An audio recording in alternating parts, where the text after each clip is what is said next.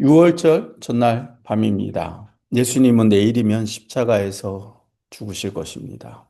제자들과 나누는 마지막 밥상이지요.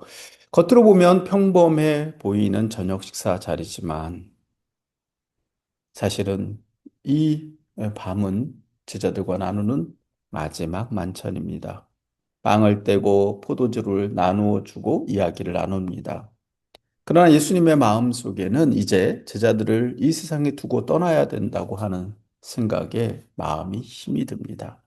무엇보다 지난 3년 동안 제자들과 함께 했던 그 소중한 시간들을 생각하면 지금 이 한 순간순간이 얼마나 귀한지 모르겠습니다. 예수님은 지난 3년 동안 제자들을 한 사람 한 사람 불러주셨고요. 그들과 함께 먹고 마시고 자면서 함께 여행을 하면서 이 땅에서 하나님의 자녀가 어떻게 살아야 하는지를, 어떻게 서로 사랑해야 하는지를 가르쳐 오셨습니다. 병자를 찾아가 만나셨고요. 그들을 고쳐주셨고, 귀신을 내어 쫓으셨으며, 심지어 죽은 나사로를 다시 살리시는 기적을 통해서 하나님 나라가 예수님을 통하여 바로 이 땅에 임했다고 하는 표적을 보여주셨습니다. 그리고 예수님께서 그 나라의 왕이시라는 것을 분명하게 보여주셨습니다. 하나님의 나라는 사랑의 나라였습니다. 하나님 나라의 왕은 섬김을 받는 왕이 아니라 섬기는 왕이셨습니다. 말씀으로만이 아니라 삶으로 그 섬김을 보여주셨지요. 그리고 내일이면 십자가를 지시고 죽으심으로써 그 사랑을 완전히 완성해 주실 것입니다. 하지만 제자들은 이제 이 땅에 남겨지겠지요. 예수님이 십자가를 지시는 동안 제자들은 목자 없는 양같이 흩어질 것입니다. 그 세상에서, 예수님이 없는 세상에서 이제 제자들은 어떻게 살아가야 할까요? 예수님께서는 그들이 어떻게 살아야 할지를 친히 그 자신의 몸으로 보여주셨습니다. 주와 선생으로서 본을 보여주셨던 것입니다. 잡수시던 자리에서 일어나 겉옷을 벗으시고 수건을 허리에 동이시고 대야에 물을 부으셨습니다. 그리고 제자들 한 사람 한 사람의 발치 앞으로 가서 무릎을 꿇고 그들의 더러운 발을 씻겨주셨죠. 예수님을 팔아넘길 유다도 예수님을 부인할 베드로도 모두 다 씻겨주셨습니다. 다 씻긴 후에 예수님께서 다시 일어나 겉옷을 입고 그들 가운데에서 말씀하셨습니다. 내가 주와 또는 선생이 되어 너희 발을 씻겼으니 이제 너희도 서로 발을 씻어주는 것이 옳으니라. 예수님께서 이 말을 마치시자 유다는 문을 박차고 나가버립니다. 요한은 바로 그 순간을 유다가 그 조각을 받고 곧 나가니 밤이러라라고 전하지요. 어두운 밤 속으로 빛이신 예수님을 떠나서 유다는 어두운 밤으로 나가 버렸던 것입니다. 사실 예수님은 그 어떤 제자들보다 유다를 더 아끼셨죠. 어떻게 알 수 있습니까? 유다에게 돈괴를 맡기셨기 때문입니다. 누구보다 더 신뢰하신다는 표현입니다. 그러나 유다는 예수님을 자신의 생각 안에 가두고 자신이 바라던 메시아의 모습이 예수님에게서 나타나지 않고 오히려 계속해서 죽으신다, 십자가를 지신다는 말씀만 하시기에 그 마음에 불만을 품고 이제는 예수님을 떠나서 예수님을 팔아버릴 생각을 가지게 됐고 그 결과 밤으로 나가버리고 말았던 것입니다. 문을 열고 나가는 유다의 등을 바라보는 예수님의 마음은 어떠셨을까요? 한편 이 순간 다른 제자들은 어떻습니까? 베드로는 묻습니다. 주여 어디로 가십니까? 예수님께서 어디로 가시는지도 알지 못하면서 베드로는 자기 목숨까지 바쳐서 예수님을 따르겠다고 호언장담을 하죠. 사실 우리가 알고 있는 것처럼 베드로는 곧 예수님을 모른다고 부인하고 심지어 저주하기까지 하지 않습니까? 도마는 예수님이 어디로 가시는지 알지 못하는데 우리가 어떻게 그 길을 따라가겠느냐라고 따져 묻습니다. 빌립은 아예 주님, 하나님 아버지를 우리에게 보여주십시오. 그러면 우리가 따르겠습니다. 라고 예수님에게 확증의 증거를 보여달라고 그렇게 말합니다. 예수님께서 3년을 그들과 함께 하셨는데 예수님은 제자들은 예수님이 누구신지를 알지 못합니다. 예수님은 3년 동안 자신이 누구신지를 수없이 보여주셨고 예수님을 통하여 하나님 아버지가 누구신지를 보여주셨는데도 불구하고 그들은 예수님도 하나님도 알지 못합니다. 3년 동안 예수님은 제자들과 함께 먹고 마시고 여행했죠. 제자들은 예수님의 삶을 통하여 그 기적을 체험해 보았고 눈으로 그 현장을 보았고 그 자리에 있었습니다. 날마다 예수님의 말씀을 들었습니다. 그러나 여전히 깨닫지도 못하고 알지도 못했던 것입니다. 예수님이 가르치신 하나님 나라도 예수님이 보여주신 사랑도 길과 진리와 생명이 되신 예수님께서 걸어오신 길도 가르쳐 주신 진리도 내어주실 생명도 알지를 못했습니다. 그래서 알지 못하기에 지금 끊임없이 회의하고 투정하고만 있는 것입니다. 이 순간 예수님의 마음은 어떠셨을까요? 내가 해왔던 모든 일들이 다 부질없는 것 아닐까라는 생각이 드시지 않았을까요?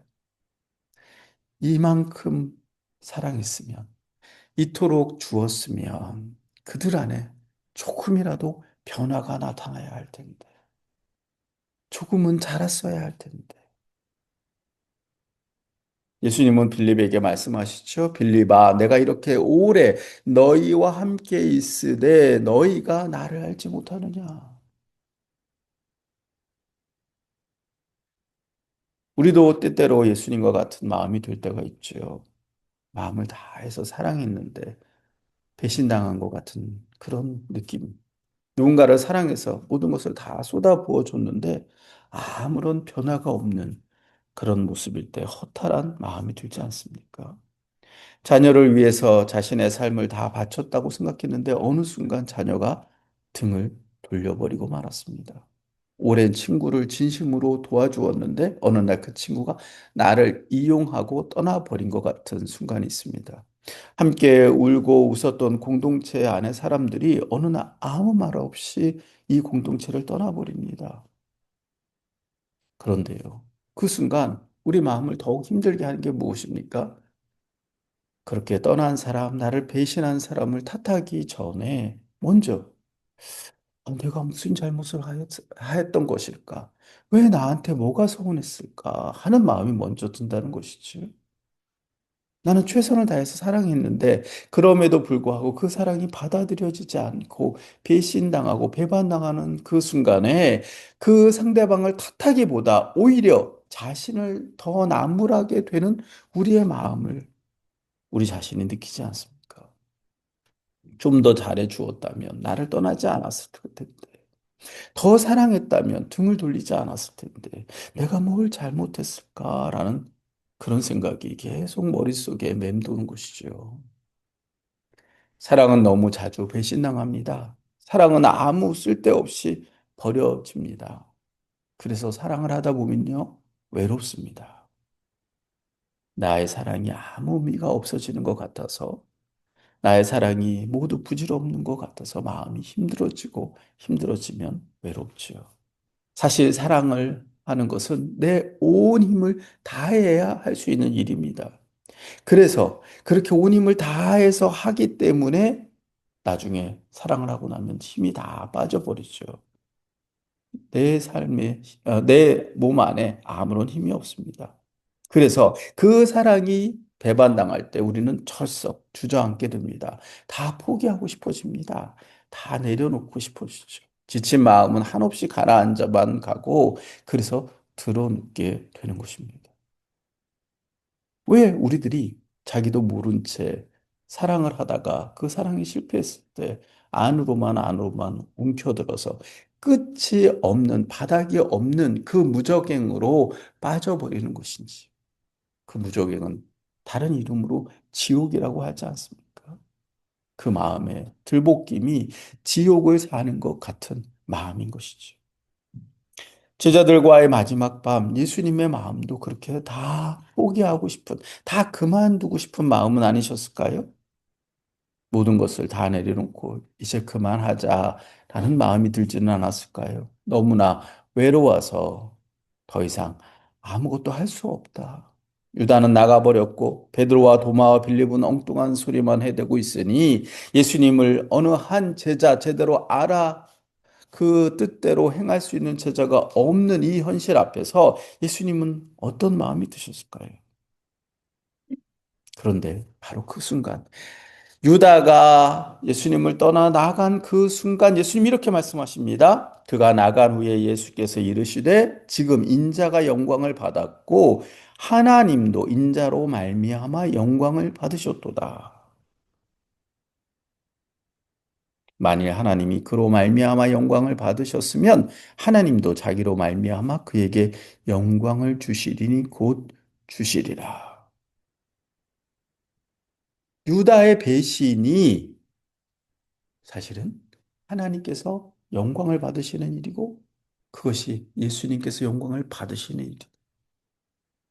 하나님은 유다의 배신을 쓰셔서 그 악을 이용하여 하나님의 원래 하려고 하셨던 위대한 선한 계획, 곧 온 인류를 하나님의 자녀로 구원하시는 일을 이루어 성취하고야 마신다고 하는 것이죠. 유다는 그 자신의 뜻을 따라서 예수님을 배반하고 부인하고 예수님을 은삼십에 팔아 넘기지만 하나님은 바로 그 일을 통해서 하나님의 구원의 역사를 이루어 가신다. 그렇기 때문에 그것이 영광스러운 일이다라고 하는 것입니다. 바로 그 순간 하나님은 예수님은 하나님을 바라보았고요. 하나님의 선하신 계획을 의지했고 악을 바꾸어 선을 이루시는 하나님의 그 계획을 인하여 이 때가 영광을 받을 때다. 누군가 내가 사랑했던 사람이 나를 배신하고 돌아 떠나간다면 그 순간이 내가 실패하고 내가 주저앉고 내가 아무것도 할 수 없는 때가 아니라 오히려 그 일을 통해서 하나님의 선하신 일이 이루어지기 시작하는 때이다. 그래서 예수님은 말씀하시지요. 새 계명을 너희에게 주노니 서로 사랑하라. 내가 너희를 사랑한 것 같이 너희도 서로 사랑하라. 너희가 서로 사랑하면 이로써 모든 사람이 너희가 내 제자인 줄 알리라. 자신의 사랑이 철저히 외면당하고 부서지고 실패한 것 같은 그 순간에 예수님은 오히려 영광을 받으실 때라고 말씀하실 뿐만 아니라 이 일을 통해서 새로운 계명을 주셔서 그 제자들로 하여금 서로 사랑할 수 있게 되어지는 그 출발점이다라고 말씀하고 계시는 것입니다. 실패와 굴욕의 자리가 아니라 하나님께서 영광을 주시는 자리다. 그렇기에 작은 자들아 내가 너희를 떠나거든 서로 사랑하라. 내가 너희를 사랑한 것 같이 너희도 서로 사랑하라. 예수님을 모른다고 부인할 베드로를 향해서 어디로 가시는지 알지 못하는데 어떻게 따라갈 수 있겠냐고 묻는 도마를 향해서 하나님 아버지를 보여달라는 빌립을 향해서 아무 말도 하지 못한 채 두려움에 그저 떨고 있는 제자들을 향해서 예수님께서 말씀하고 계시는 것이지요. 너희가 나를 사랑하면 나의 계명을 지키리라. 어떤 계명입니까? 서로 사랑하라는 계명입니다. 예수님은 제자들에게 내가 너희를 사랑했으니 이제 너희는 나를 사랑해라라고 말씀하지 않습니다. 내가 너희를 이만큼 사랑했으니 너희가 나를 그에 맞게 사랑해서 그 사랑을 나에게 돌려주어야 하지 않겠느냐? 그러니 너희가 나를 사랑해라. 라고 예수님이 말씀하지 않으신다는 것입니다. 그럼 예수님이 뭐라고 말씀하십니까? 너희가 서로 사랑해라. 내가 준 그 사랑을 가지고 그 사랑을 나에게 돌려줄 생각하지 말고 그 사랑으로 너희 옆에 있는 사람, 너희와 함께 있는 지금 이 사람을, 형제를 사랑해라 라고 말씀하고 계시는 것이죠. 철부지 어린아이 같은 제자들에게 서로 사랑하라고 말씀하십니다. 제 한 몸 가눌 수 없어서 자기의 주어진 삶도 제대로 살아가지 못할 것 같은 제자들에게 너희는 사랑할 수 있다. 그렇기 때문에 사랑해야 한다라고 말씀하고 계시는 것입니다. 어떻게 사랑합니까? 서로의 발을 씻어주라는 것이지요. 서로의 허물을 보듬어주고 서로의 연약함을 감싸 안아주라는 것입니다. 상대방이 그럴 자격이 있어서가 아니라 예수님이 나를 그렇게 사랑하셨기 때문에, 상대방이 먼저 나를 사랑해서가 아니라 예수님이 먼저 나를 사랑해 주셨기 때문에, 나를 배신하는 사람도, 나를 이해하지 못하는 사람도, 나에게 상처를 준 사람도 예수님이 사랑하신 것처럼 서로 사랑하라고 말씀하시는 것입니다. 그것이 새 계명의 핵심입니다. 그렇게 서로 사랑하면 세상은 비로소 그들이 예수님의 제자임을 알아보게 될 것이다. 히틀러가 독일을 지배하고 전쟁을 일으키면서 게슈타포를 통해서 모든 독일 교회를 장악하고 히틀러에게 반대하는 고백교회의 문을 닫아버리고, 그리고 고백교회 성도들과 신학생들을 계속해서 추적하면서 잡으려고 할 때 보은회포 목사님은 그 몇몇 남지 않은 신학생들을 데리고 시골 마을로 가서 공동체 생활을 하게 됩니다. 그 공동체 생활을 하면서 책을 한 권 쓰셨는데 100페이지 정도의 아주 작은 책입니다. 신자의 공동생활이라는 책입니다. 그 책에서 우리 모두는 간절한 열망을 가지고 공동체를 소망한다. 그러나 그것은 언제나 철저히 실망된다라고 말을 합니다. 내가 가지고 있는 이상 때문에 공동체에 가면 이렇게 아름다운 모습을 이룰 수 있을 거야. 우리가 서로 사랑해서 함께 모여 살면 이렇게 아름다운 일을 이룰 거야 라고 생각을 하지만 현실은 전혀 그렇지 않다라고 시작을 합니다. 오히려 우리는 그 공동체 가운데서 비로소 자신의 연약함을 발견하게 되고, 홀로 그 공동체 가운데서 홀로 있는 법을 배워요. 혼자 있을 수 없는 사람은 공동체에 함께 할 수 없고, 공동체에 함께 있지 않은 사람은 홀로 있을 수 없다라고 이야기를 하면서 함께 사랑하고 살아가는 삶이 얼마나 힘든지를 먼저 말합니다. 그럼에도 불구하고 그와 같은 함께 살아가는 삶을 통해서 비로소 예수님을 닮아가게 되고 발견하게 된다고 말씀하고 있는 것이죠. 지금 예수님은 바로 그것을 하라고 말씀합니다. 근데 놀랍게도 전쟁을 일으키고, 그리고 그 전쟁을 통해서 온 세계를 정복해서 오직 아리아인만이, 독일계의 순수한 아리아인만이 온 세상을 다스리고 통치하게 될 때 하나님 나라를 이 땅에 건설하려고 주장했던 히틀러는 결국은 패망을 하게 되어지고, 그저 이름 없이 작은 공동체를 섬기며 그들과 함께 생활했던 보은회포 목사님은 우리들에게 영원히 하나님의 제자들이 어떤 삶으로 살아가야 할지를 보여주는, 그래서 그분을 통해서 참된 예수님의 제자가 누구신지를 가르쳐 주시는 그런 모습을 우리에게 기억이 되어집니다. 그들이 서로 사랑했기 때문입니다. 전쟁을 일으키고 미워함으로 세계를 정복하는 것이 아니라 지극히 작은 옆에 있는 사람들을 서로 사랑하려고 애를 쓰는 그 노력을 통해서 그들의 삶을 헌신했기 때문에 사람들은 비로소 그들이 예수님의 제자란 것을 알아보게 되었다는 것입니다. 그렇다면 어떻게 서로 그렇게 사랑할 수 있었을까요? 예수님은 제자들과 함께 계실 때도, 예수님이 제자들과 함께 계실 때도 사랑할 수 없었던 그 제자들이 자신들을 사랑하시는 그 예수님마저 그들을 떠난 그 상황에서 어떻게 사랑할 수가 있었을까요? 예수님은 말씀하십니다. 내가 아버지께 구하겠으니 그가 또 다른 보혜사를 너희에게 주사 영원토록 너희와 함께 있게 하겠다. 보혜사란 말은 곁에서 돕는 자, 위로자, 변호자라는 뜻입니다. 예수님이 3년 동안 제자들 곁에서 그 일을 하셨습니다. 보호하고 은혜를 베풀고 가르치시는 분이라고 우리말은 번역을 하고 있습니다마는 그들의 이야기를 들어주셨고요. 그들에게 가르쳐 주셨고요. 위로해 주셨고 그들을 변호해 주셨습니다. 근데 그 보혜사 되시는 예수님이 이제 제자들을 떠나게 될 것이고, 그래서 예수님은 바로 이 순간 하나님께 또 다른 보혜사를 보내달라고 말씀하고 계시는 것이죠.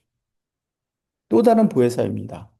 예수님이 보혜사이셨듯이 제자들의 곁에서 함께 하시고 그들을 위로하시고 그들을 변호해 주실 분이라는 것입니다. 그분이 성령님이십니다.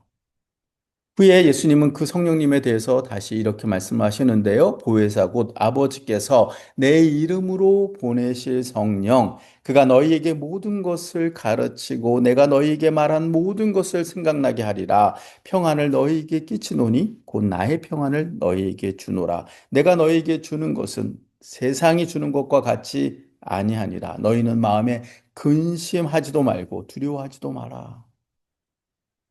예수님은 제자들을 떠나시게 됐지만 제자들은 이 땅에 고아와 같이 버려지지 않을 것입니다.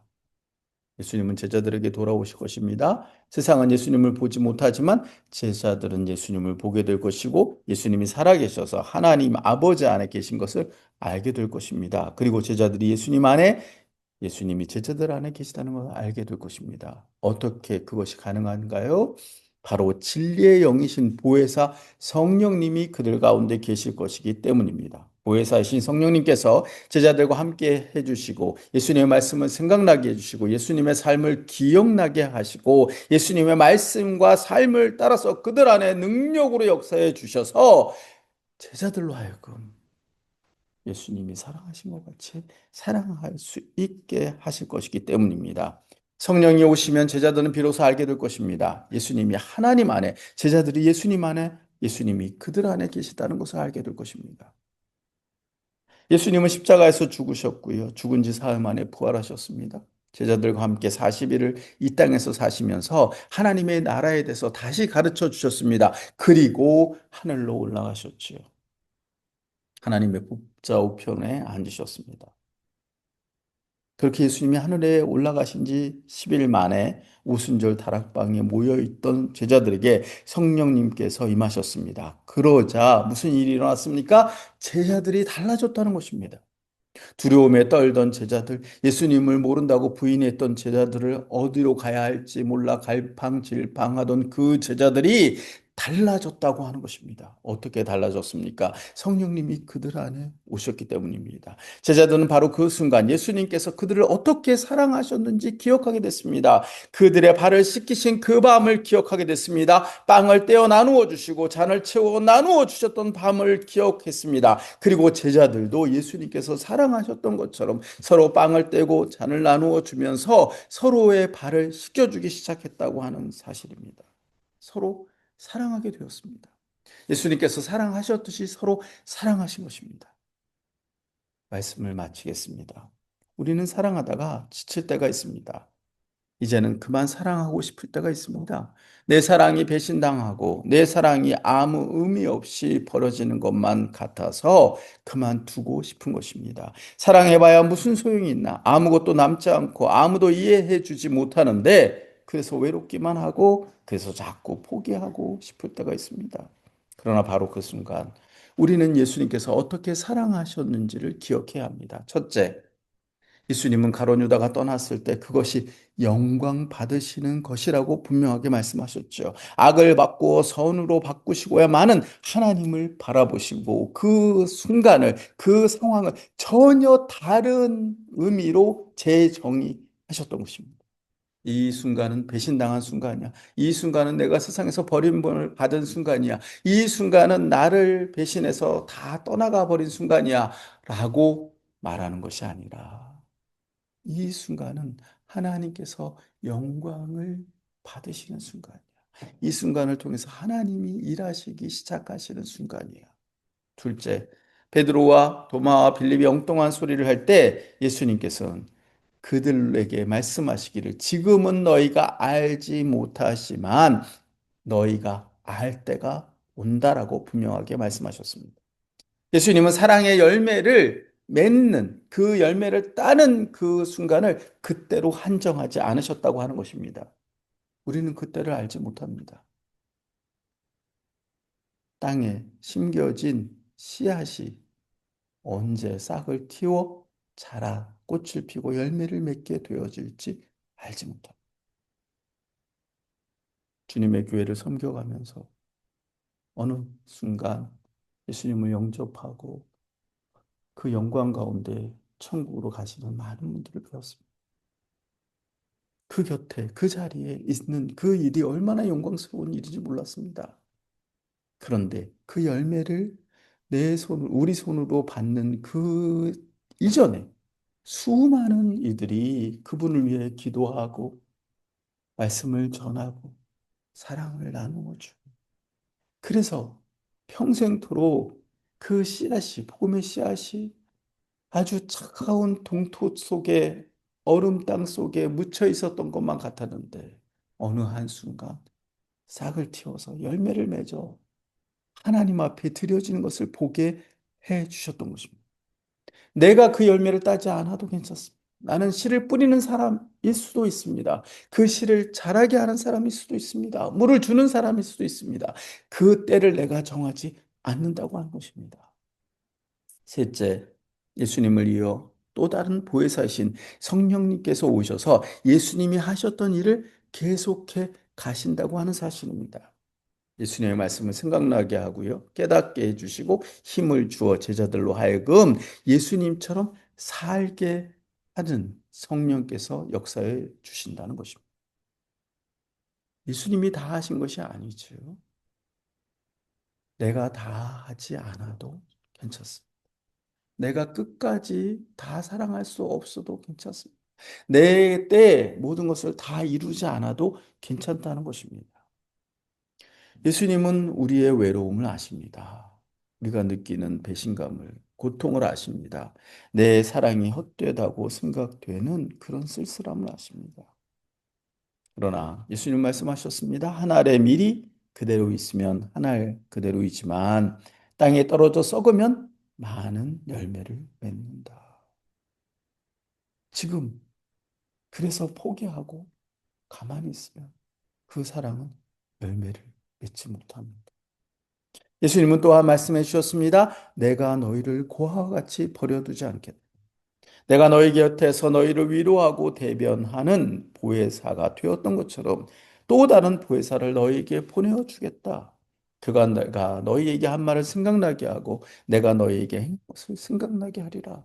너희를 위로하고 너희를 변호하고 너희의 편에서 영원히 함께 해 주리라. 그 나라에는 내가 아버지 안에 너희가 내 안에 내가 너희 안에 있는 것을 알게 하리라. 어느 날 그런 마음이 들 때가 있지 않습니까?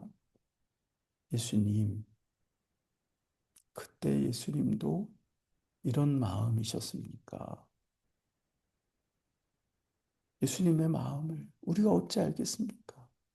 그럼에도 사랑하다가 어느 한순간 배신당하고 배반당하고 내 사랑이 아무 쓸데없이 버려지는 것 같은 그 순간 예수님이 가지셨던 그 마음의 만분의 일, 10만 분의 1, 100만 분의 1이라도 내 마음 속에서 느껴지는 순간 예수님의 마음도 이러셨습니까? 하는 그 순간이 우리가 비로소 성령 하나님께서 우리 안에 역사하시는 것을 느껴가는 순간이 아니겠습니까? 우리는 사랑을 포기하고 싶은 그 순간을 바로 내 안에 계신 예수님을 알게 됩니다. 그 외로움 속에서도 끝까지 사랑하셨던 예수님의 사랑을 깨닫게 되는 것입니다. 내 안에서 계속해서 역사하셔서 예수님처럼 사랑하게 하시는 성령님의 역사를 깨닫게 되어집니다. 우리가 무엇이라고 다른 사람을 용서할 수 있겠습니까? 우리가 무엇인데 끝까지 사랑할 수가 있겠습니까? 나를 핍박하고 나를 반대하는 일을 위해서 어떻게 기도할 수 있겠습니까? 그런데 바로 그 순간 성령 하나님께서 내 안에 역사해 주셔서 나를 대적하는 사람을 볼 때 그 사람이 미워지는 게 아니라 그 영혼이 불쌍해져서 나도 모르게 눈물을 흘리며 그 영혼을 위하여 기도하게 될 때 성령 하나님께서 내 안에 역사해 가고 계시는 것입니다. 함께 기도하겠습니다.